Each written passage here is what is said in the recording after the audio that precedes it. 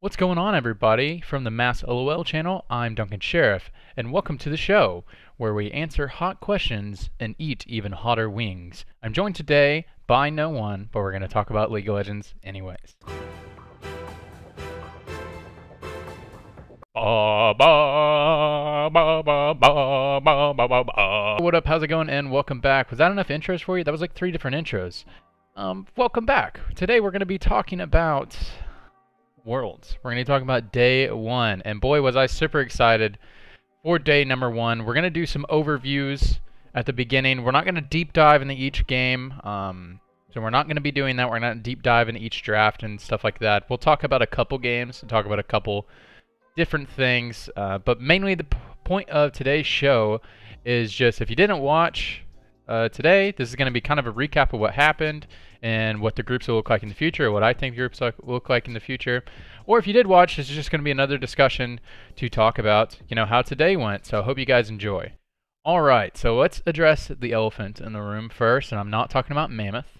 We're talking about Ekko. So let's talk about that real quick, because I feel like that's going to be the most contentious topic. If you watch the post-game lobby, that was the most contentious topic they talked about, and I thought, they raised a bunch of good points and talked about a bunch of good stuff. But let me explain about Ekko. If you watch the post-game lobby, Spawn is very critical of Ekko. He talked about when he thinks about Ekko, when he thinks about the mid lane, you think about him as, you have a lot of burst potential that you can eventually, once you get some items, you can kill your laner, or you can split push down and be super safe with the Ekko pick. And Ekko in the jungle doesn't accomplish either of those things. Very correct. He's very correct about that thing. I'm more of on the lines of what Vedius talked about, and he kind of fills the role as like a pseudo frontliner for that, like when the Sylas left the meta, the Ekko was injected into the meta as a pseudo frontliner, kind of like what Sylas is. What Ekko can do as a champion is utilize a lot of zone control by putting down his W on the ground and just getting a lot of zone control. Can get in, deal some damage, and then reset a fight, and then can re-get in. Isn't as good of a frontliner after his ultimate is gone, but you spend a lot of time and have a lot of stall potential and stuff like that. I think teams are building him incorrectly. They're building him as a burst assassin, which I don't think is correct. You look at game 1 today, Lyra built a proto belt second item, which is what a lot of people do after Runic Echoes, to be fair, but I don't know if it's correct as a second item. It's probably fine. But then he went in and he bought a Sheen and was starting to build a Lichbane, which I don't think is how you actually play jungle Ekko. I really think he utilizes best as zone control, so Zhonya's is a super good item. I mean, it's a super good item on Ekko anyways, but as the jungler, I think what you do as the Ekko is you're kind of like a pseudo frontliner. And it's very difficult to do that if you build him as a burst assassin. Especially when your team already has a ton of damage, when you already have an Akali, when you already have all that stuff. I really think teams are building him incorrectly. I really think you should go Zhonya's second or third item. You should go Zhonya's at least third item every single game as jungle Ekko.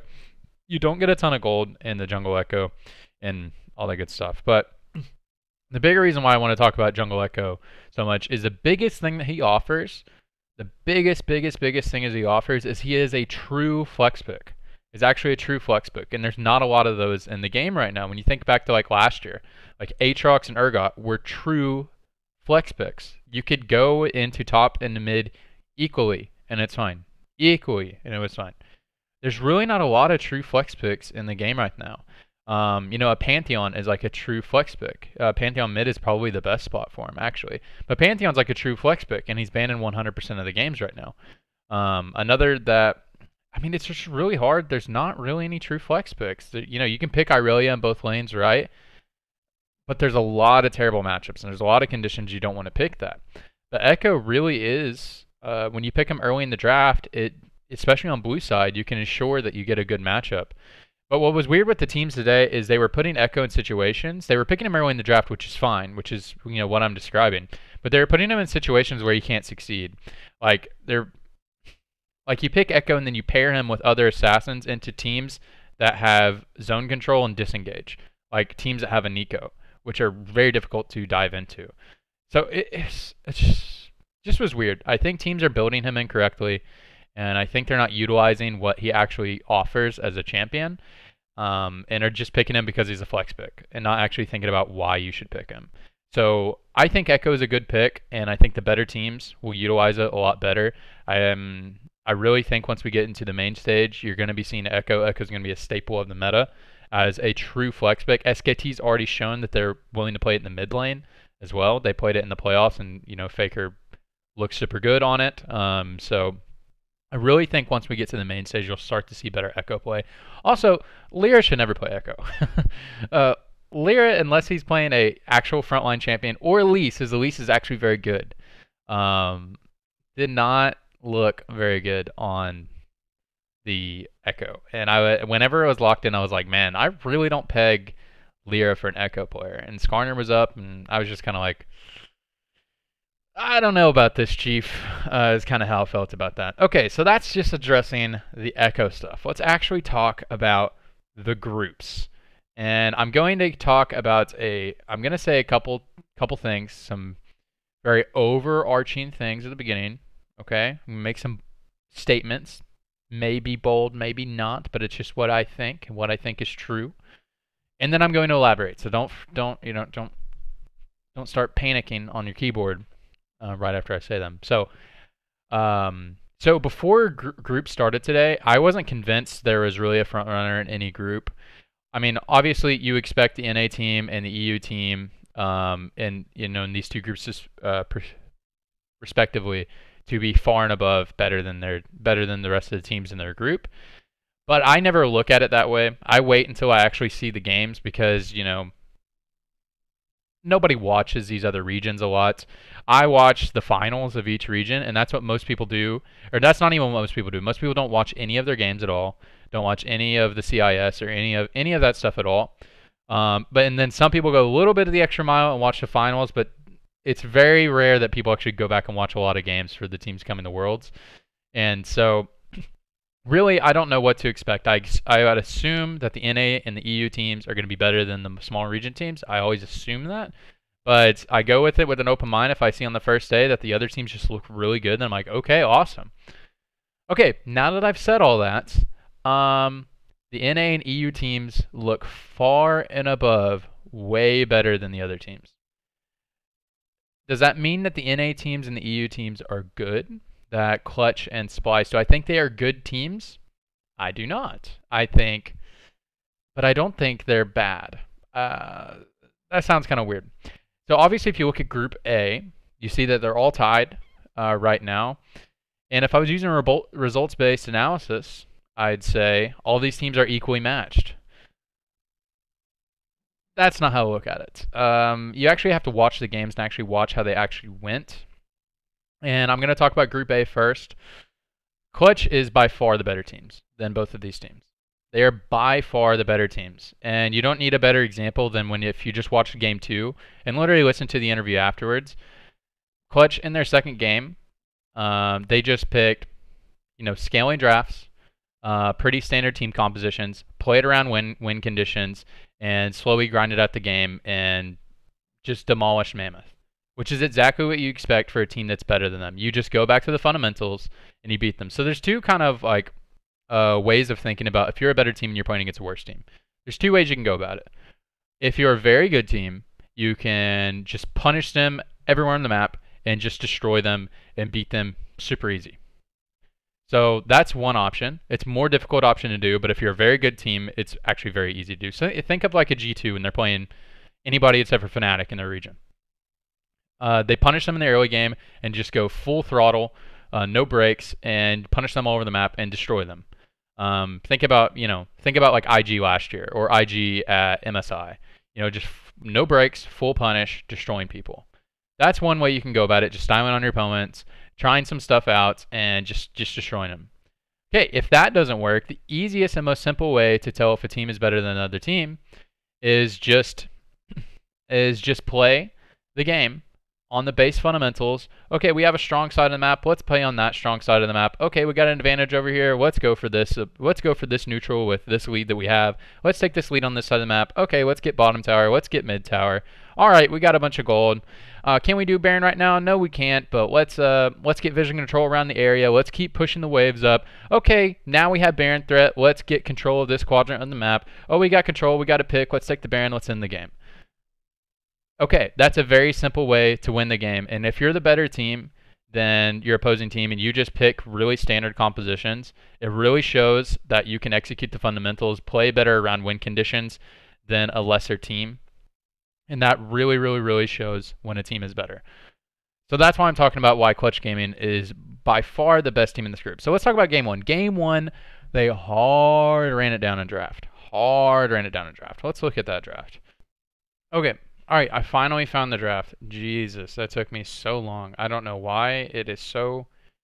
Dude, they need to fix their website, dude. It looks like trash. Anyways, so their draft in game one was just super disrespectful. They literally picked 3 losing lanes. They had 3 losing lanes and picked 3 dive champions into a team full of disengage. A team that has a Tristana, a team that has a Heimerdinger, a team that has Morgana, a team that has Nico.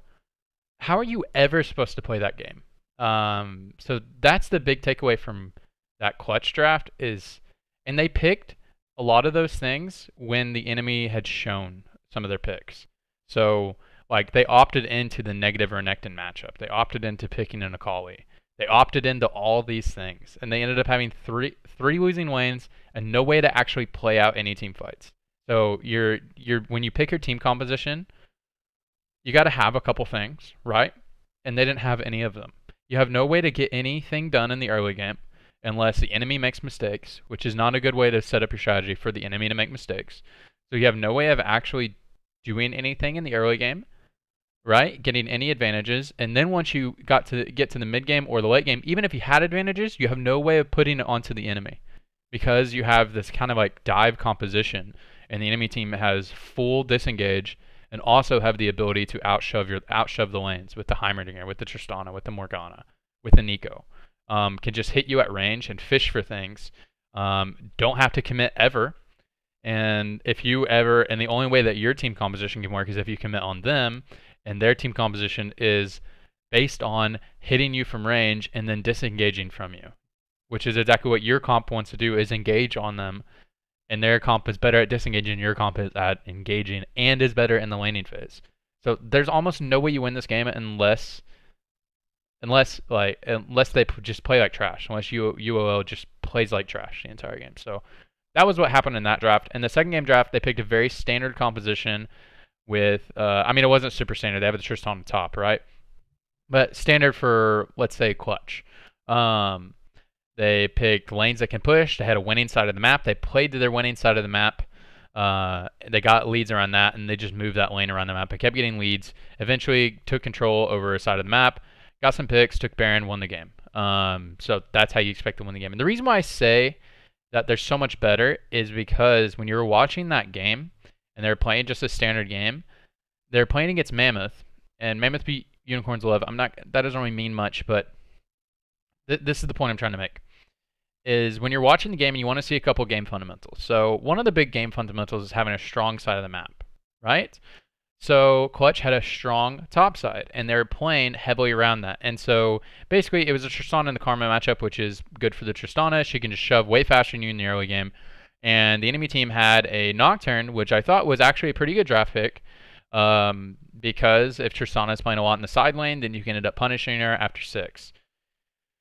So the way Huni played it is when he knew Nocturne wasn't going to be level 6, he just played super aggressively and warded deep into the enemy jungle. Because if he just knows when Nocturne's on his side of the map, he just won't play as quite aggressive. But when you have a Nocturne pre-6, you could play crazy aggressive.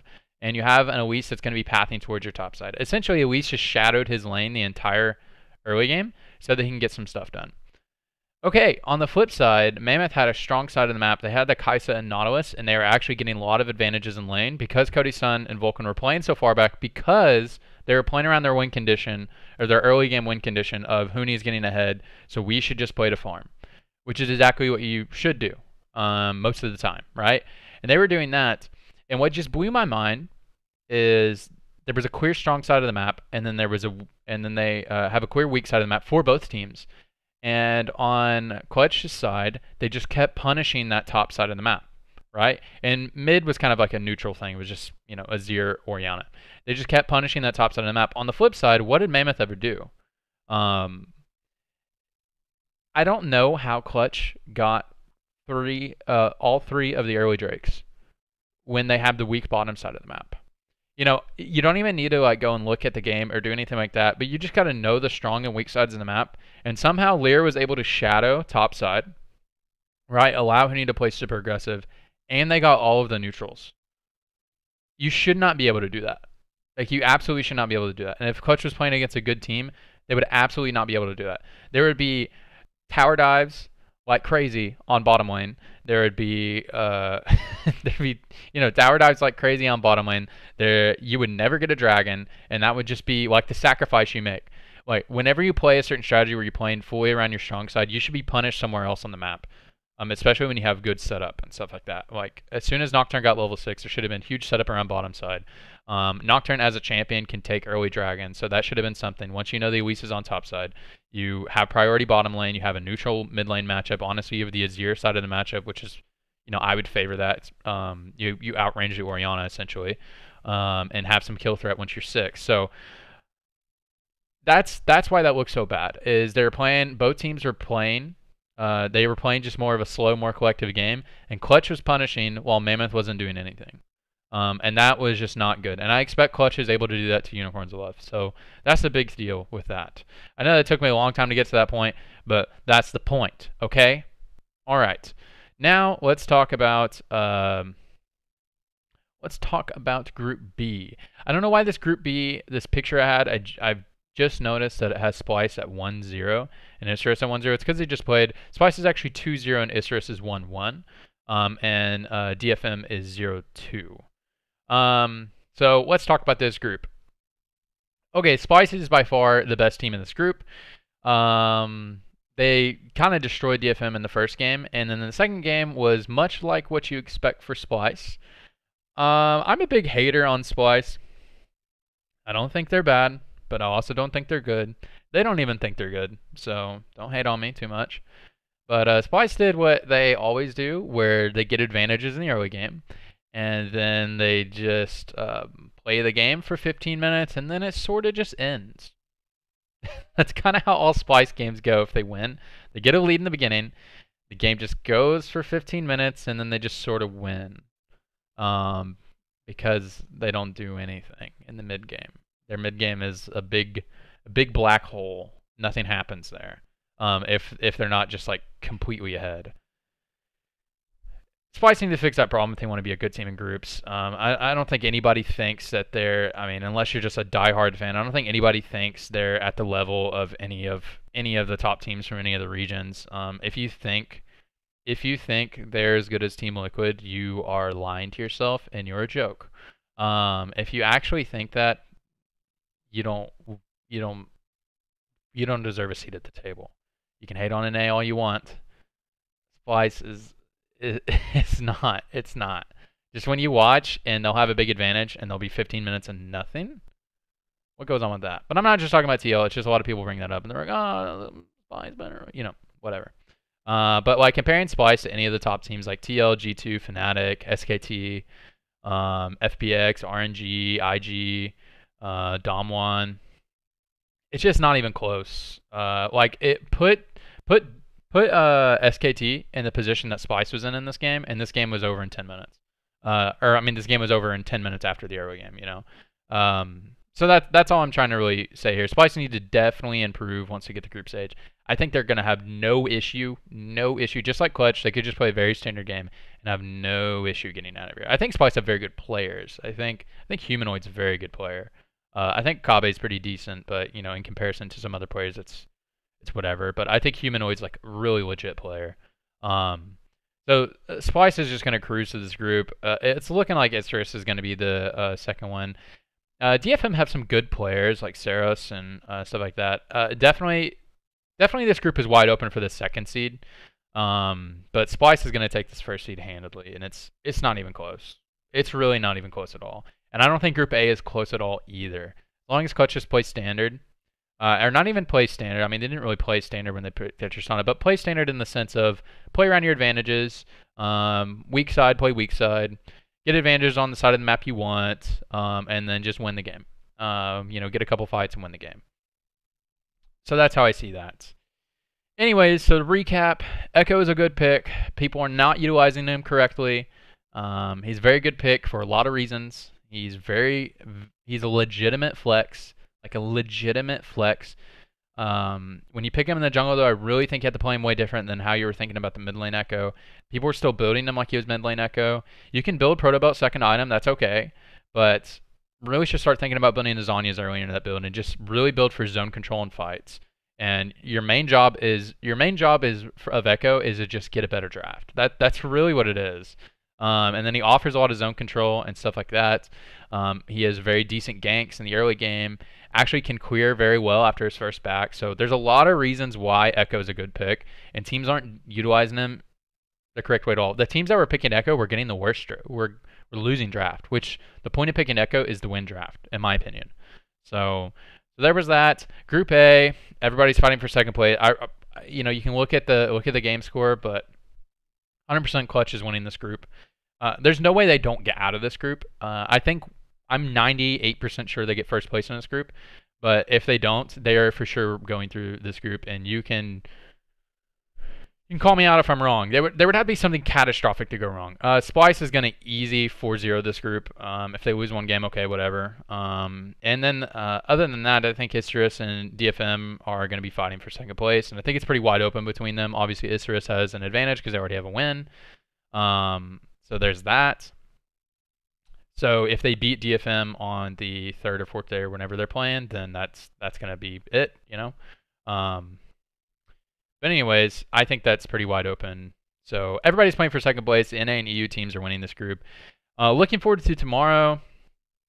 Group C is the group with Hong Kong Attitude, Low-Key Esports, and Mega. That group's pretty open. Anybody could come out of that group, honestly. So that one's pretty cool. Group D is one that everybody's excited about just because Damwon's in it. Dude, Damwon is going to just destroy these play-in teams, dude. It's insane that they're in play-ins. It's crazy, bro. They're just going to destroy them. And if you haven't been watching LCK, you're going to see tomorrow. They are the real deal. They got destroyed by SKT, but they had an awesome series against Kingzone, and I thought Kingzone was gonna be the team representing. It would be so hype if Kingzone was here and you just see Def just playing against Flamingo and Royal Youth. Dude, that'd be insane. But you're gonna see Damwon, and Damwon's insane as well. So they obviously beat Kingzone. So I'm really, really, really excited tomorrow. All right, that's going to be it. I let this drag on for a little bit. So that's going to be it for today. I hope you guys enjoyed the show. If you did, give her a like. Give her a subscribe. I'm doing my little sellout thing right now.